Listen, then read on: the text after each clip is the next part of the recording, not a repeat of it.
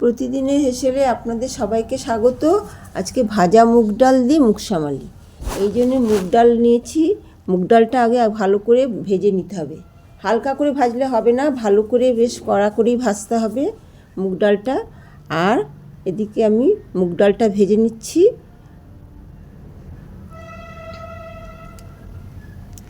আর এদিকে চিনির রস করতে হবে, আর নারকেলের পুর দিয়ে আমি এই মুগশামালিটা করব।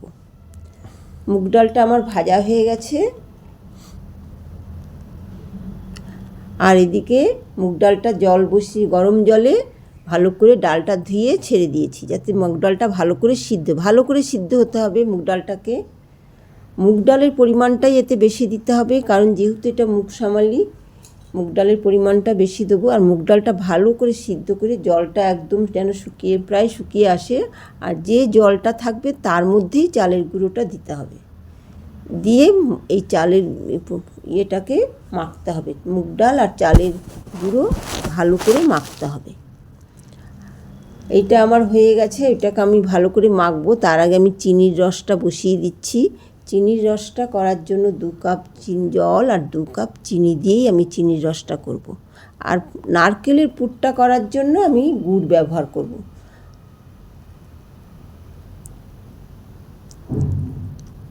চিনির রসটা এমনভাবে করতে হবে, খুব হালকাও না আবার খুব গাঢ়ও না, এইভাবে চিনির রসটা করতে হবে। আর এদিকে মুগ ডাল আর চালটা যে মেখে রেখেছি সেটাকে ভালো করে ময়ম দিয়ে সুন্দর করে মাখতে হবে, যেহেতু এটা ভাজতে হবে, সুন্দর করে মাখতে হবে। আর এদিকে নারকেলের পুরটা করার জন্য আমি একটু ঘি দিয়েছি, দিয়ে নারকেলের পুরটা করব। নারকেলের পুরটা আমি পুরোটাই গুড় দিয়েই করব।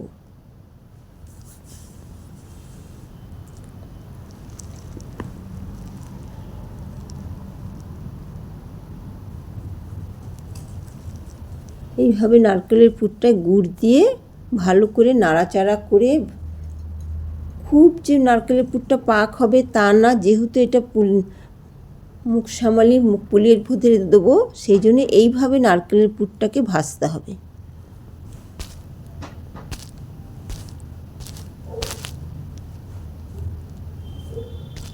এইবারে আমার নারকেলের পুরটা হয়ে গেছে, আর দিকে চিনির রসটাও হয়ে গেছে।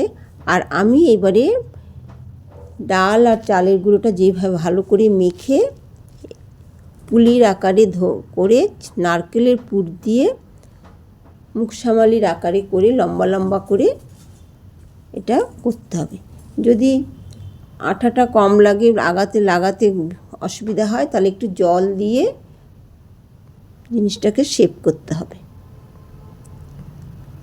মুগশামালিটা কিন্তু একদম দুধ পুলি যেমন হয় সেরকম টাইপের হবে না, সেরকম টাইপের করলেও হয়, কিন্তু আমি এটা একটু লম্বা লম্বা করছি।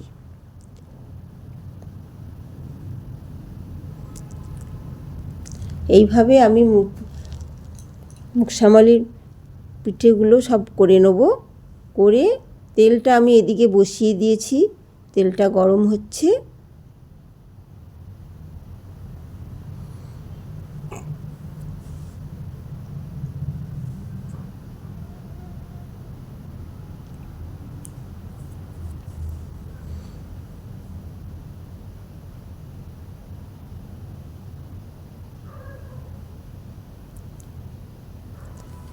এইভাবেই আমি সবগুলো করে নেব।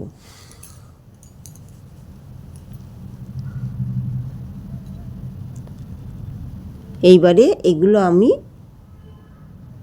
একটা একটা করে এগুলো আমি তেলে ভেজে নেব, সাদা তেলেই ভাজবো। এই পিঠে খেতে খুবই সুন্দর লাগে, দুধ পিঠে, পাটিসাপটা এগুলো তো এক রকমের। এই মুগশামালি পিঠেটা খুবই সুন্দর লাগে, চিনির রসে ভিজিয়ে ভালো করে ভাজতে হবে।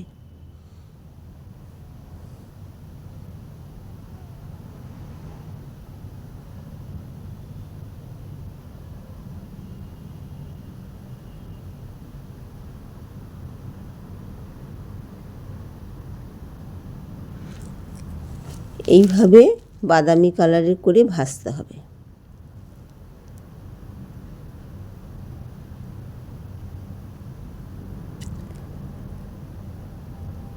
এইভাবে ভাজার পরে এগুলো চিনির রসে দিয়ে বেশ অনেকক্ষণ রাখতে হবে।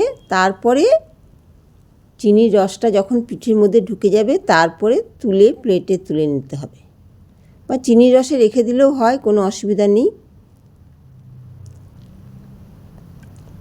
হয়ে গেল আমার ভাজা মুগ ডাল দিয়ে মুগশামালি, খেতে খুবই সুন্দর।